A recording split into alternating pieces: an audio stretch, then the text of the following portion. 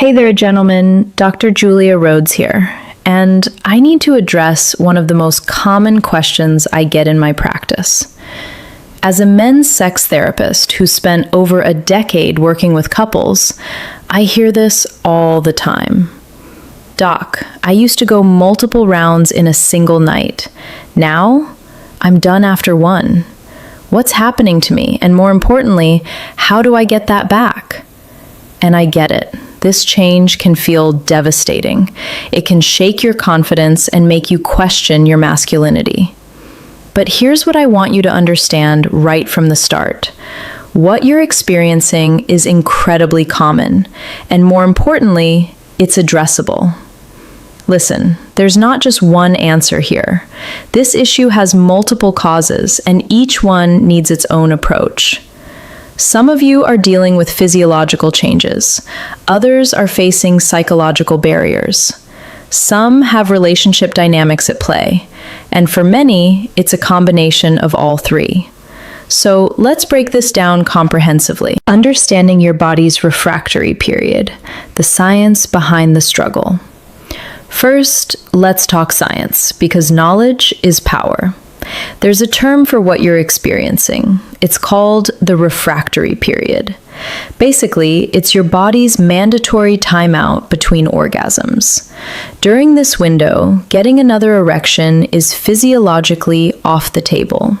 It's not a choice. It's not a weakness. It's biology.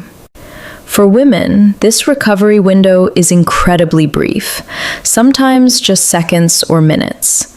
But for men, it varies dramatically based on your sexual health, age, hormones, and mental state. When you're in your late teens and early 20s, your sexual drive is firing on all cylinders. Your testosterone is at peak levels. Your vascular health is pristine. Your refractory period might only be 15 to 30 minutes, sometimes even less. But here's what nobody tells you. As the years stack up, your sexual function naturally shifts. Your testosterone gradually declines about 1% per year after age 30. Your vascular system becomes less efficient. Your nervous system's recovery time lengthens. This isn't failure. This is normal human biology. Here's something crucial.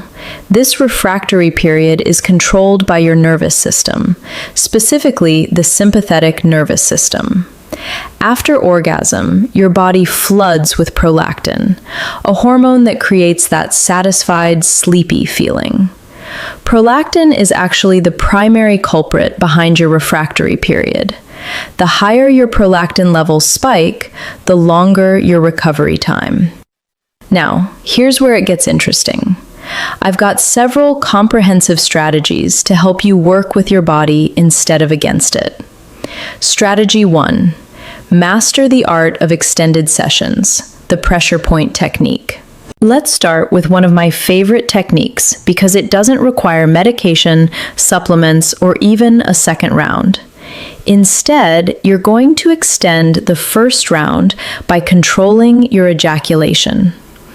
There's a pressure point technique rooted in ancient Taoist sexual practices, and modern science has validated its effectiveness.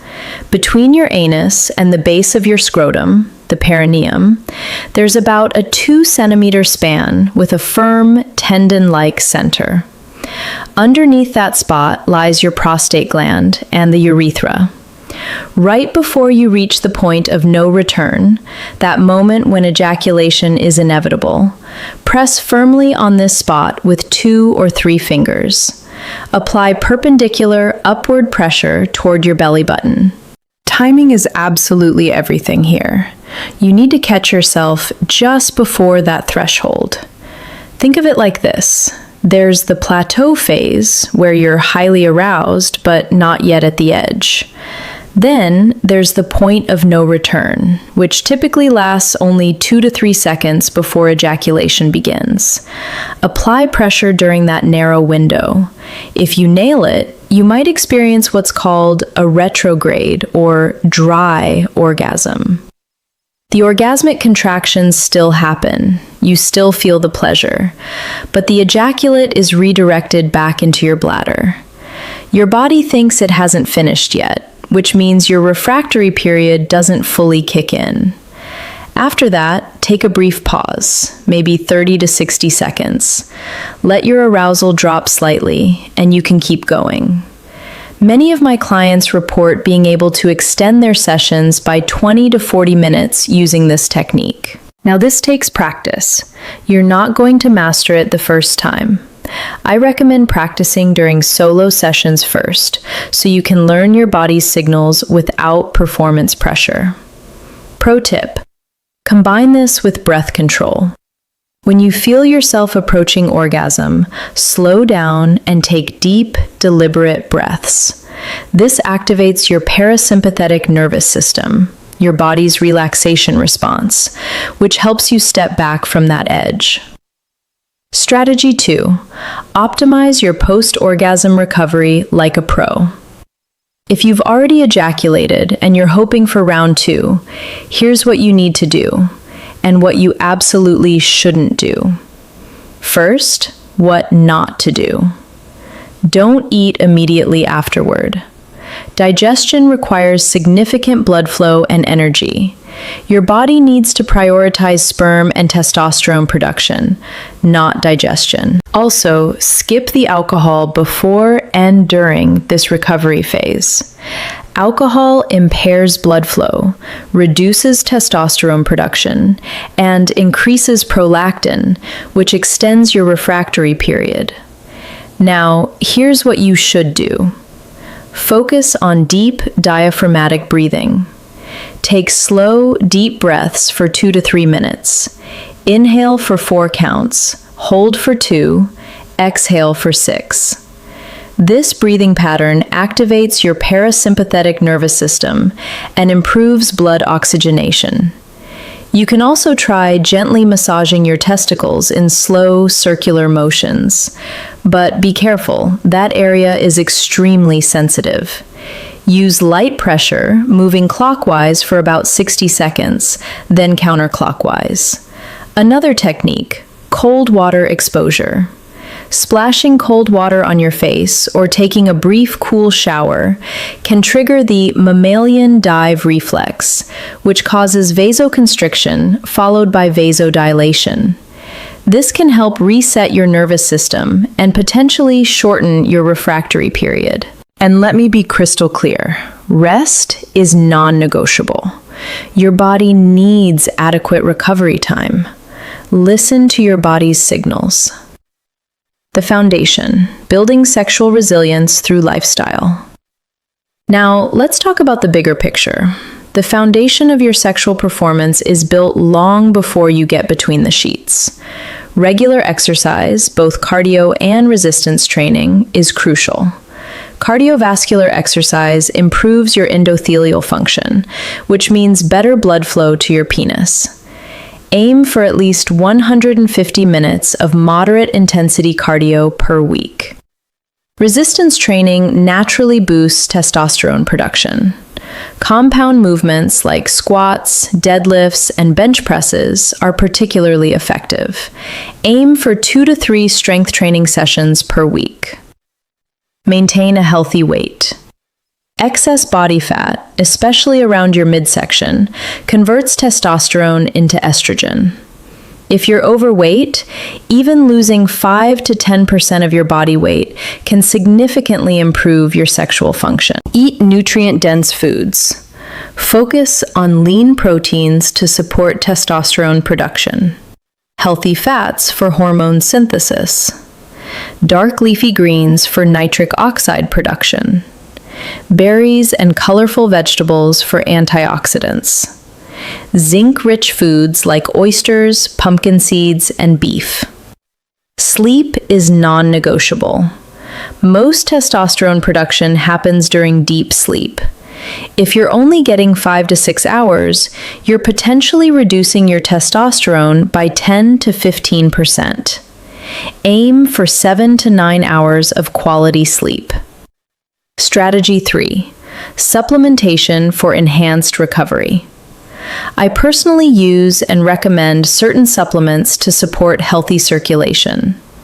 One I consistently suggest is Citron X, which contains L-citrulline. Your body converts this into L-arginine, which produces nitric oxide, the molecule that relaxes blood vessels and allows blood flow into your penis. You can find it on my website, links in the description. Other supplements worth considering: maca root, zinc if you're deficient, vitamin D, and magnesium. But get your blood work done first and supplement based on actual deficiencies, not guesswork. Strategy 4. The pharmaceutical approach, what the research actually shows. Back in 2000, researchers at Oxford conducted a fascinating study. They gave 20 healthy men, average age 32, no erectile issues, either a placebo or 100 milligrams of sildenafil.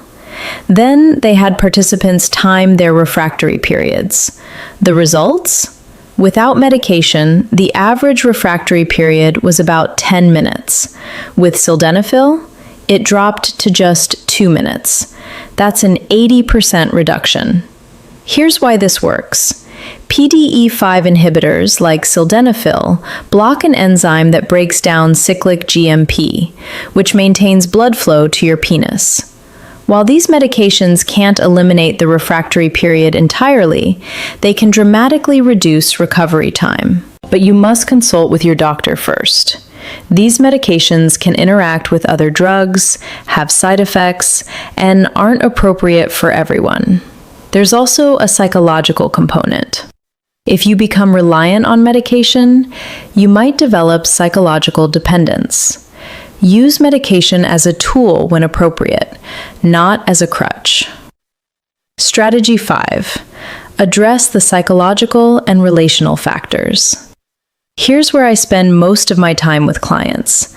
For men under 50, psychological and relational factors are often more significant than physical ones.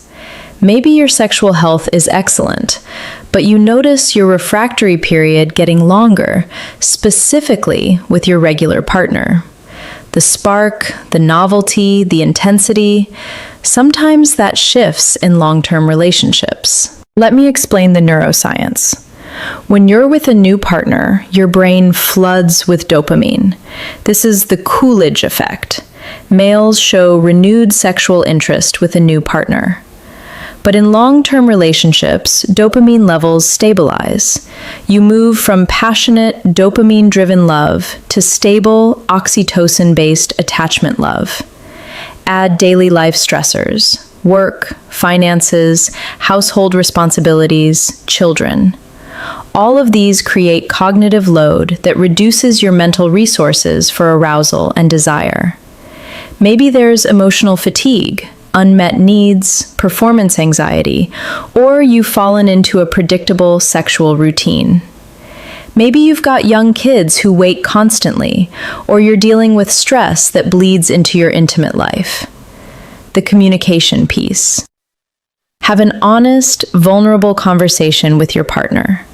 Some questions to explore. What do you fantasize about that we haven't tried? Are there things I do that turn you on that I don't do enough of? What would make sex feel more exciting for you? Share your own vulnerabilities. I've noticed it takes me longer to recover, and it makes me feel inadequate. I think we've fallen into a routine, and I miss the excitement we used to have. This emotional vulnerability creates intimacy, and intimacy is arousing. The environmental change. If your home environment isn't conducive to intimacy, change the setting. Book a hotel for a night, visit a spa, get a couples massage, ask grandma to watch the kids for uninterrupted couple time. Sometimes, all it takes is a change of scenery to rediscover your sexual potential. I've had clients convinced they had serious dysfunction, only to discover during a weekend getaway that they could go multiple rounds. The difference wasn't their body, It was their environment and mental state. Novelty within the relationship. You can introduce novelty without leaving home. Try new positions or locations. Introduce sex toys or props. Experiment with fantasy role play. Change the timing of sex. Try extended foreplay sessions where penetration isn't the goal. Practice tantric techniques focusing on prolonged arousal. The goal is to activate your dopamine system by introducing unpredictability. When your brain can't predict what's happening, it becomes more engaged. The performance anxiety loop. Here's something I see constantly. A man struggles to go for a second round once or twice. That experience creates anxiety. What if it happens again? The next time he's in bed, that worry is present, and anxiety and arousal are incompatible states. The solution? Stop making it a test. Sex is not a performance. It's connection, pleasure, intimacy. If you only go one round, make that one round incredible. When you remove the pressure to perform, your body often responds naturally. Strategy 6. Advanced techniques. The stop-start technique. When you feel yourself approaching orgasm, stop all movement. Hold completely still. Focus on relaxing your pelvic floor muscles. After 10 to 15 seconds, start again. This trains your body to tolerate higher arousal without ejaculating. Kegel exercises. Contract your pelvic floor muscles for 5 seconds, then relax for 5 seconds. Do 10 to 15 repetitions 3 times daily. Over weeks, this significantly improves sexual endurance and recovery. Edging practice. During masturbation, bring yourself close to orgasm, then back off. Repeat 5 to 10 times before finishing. This trains your nervous system to tolerate high arousal. Scheduled sexual dates. When you schedule sexual encounters, you can ensure you're well rested, avoid alcohol and heavy meals, manage stress, and build anticipation throughout the day. Final thoughts. If you've tried everything and you're still struggling, shift your focus. Instead of chasing multiple rounds, concentrate on making that first round last significantly longer. There's no rule that says great sex requires multiple orgasms. I have another video covering 8 practical techniques to dramatically extend your stamina in bed. I'll link to it at the end. But here's what I want you to walk away with. Your worth as a man, as a lover, as a partner, is not determined by how many rounds you can go. It's determined by your presence, your attentiveness, your willingness to be vulnerable, and your commitment to mutual pleasure and connection. The men who are truly exceptional lovers aren't the ones who can go all night. They're the ones who make their partners feel seen, desired, and cherished. They're the ones who communicate, explore, and adapt. So yes, use the techniques I've shared. Optimize your physiology, address the psychological factors, improve your relationship dynamics, but do it all from a place of self-acceptance, not self-judgment. If you found this helpful, leave a comment below. Tell me which strategy resonated most, or share your own experience. Your story might help another man realize he's not alone. Subscribe to the channel for more evidence-based content on sexual health and intimate wellness. I release new videos every week designed to help men navigate the physical and psychological aspects of their sexual lives. I'm Dr. Julia Rhodes, and I'll see you in the next one. Remember, you've got this, gentlemen. Best of luck.